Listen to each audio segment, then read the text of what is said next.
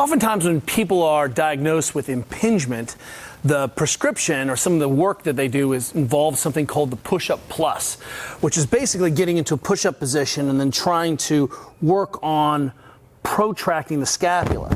Protraction is here, right? Now, one of the things that we've talked a lot about on this channel is making sure that we appreciate that there's always a rotational component to this conversation. So this push-up plus is important, but also being able to maintain the rotational capacity of this push-up plus is part of that game.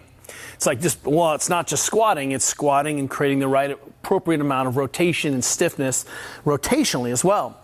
Well, one of the reasons that this push-up plus is prescribed is that to try to get better serratus activation.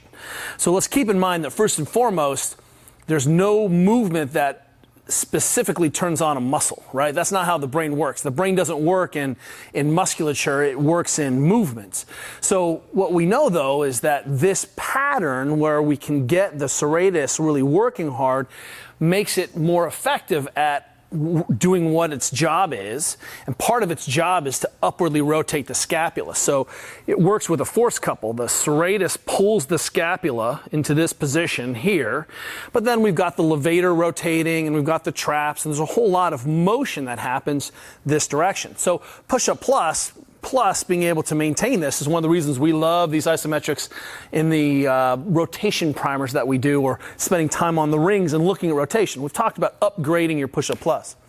But one of the things that we see a lot of times is that when people have been living in a position where they become positionally inhibited, they just don't have a lot of mind connection to the position that they're trying to recruit. Sometimes just more work in that position doesn't necessarily give them access to those tissues. And a simple way in is through a little bit of touch, right? Some proprioceptive input. So one of the ways that we love to see people get better function out of this shoulder rotator, this movement, this scapula mover, is through a little bit of lat scrubbing, but taking the lat and actually working on getting some input into this serratus and into this chest wall.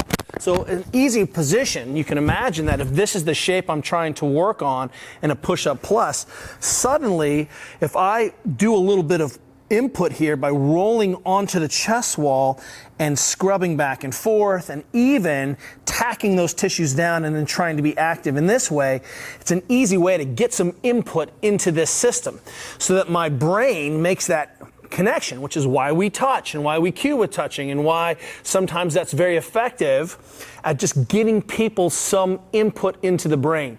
And so now I've got some tactile input. Oh, I'm like, oh, there it is. And I can protract that scapula, I can add that rotation. So one way to think about mobilizing is that we're just putting in a little bit of non-threatening input or a little specific proprioceptive input, or, hey, these tissues are stiff, they don't articulate in the system very well. This is certainly an easy way for me to get on the chest wall in a position of emphasis, which is this front rack push-up plank position, get some motion in here, and then actually try to move against it. And all of a sudden you see like, oh, that's what I'm trying to move on.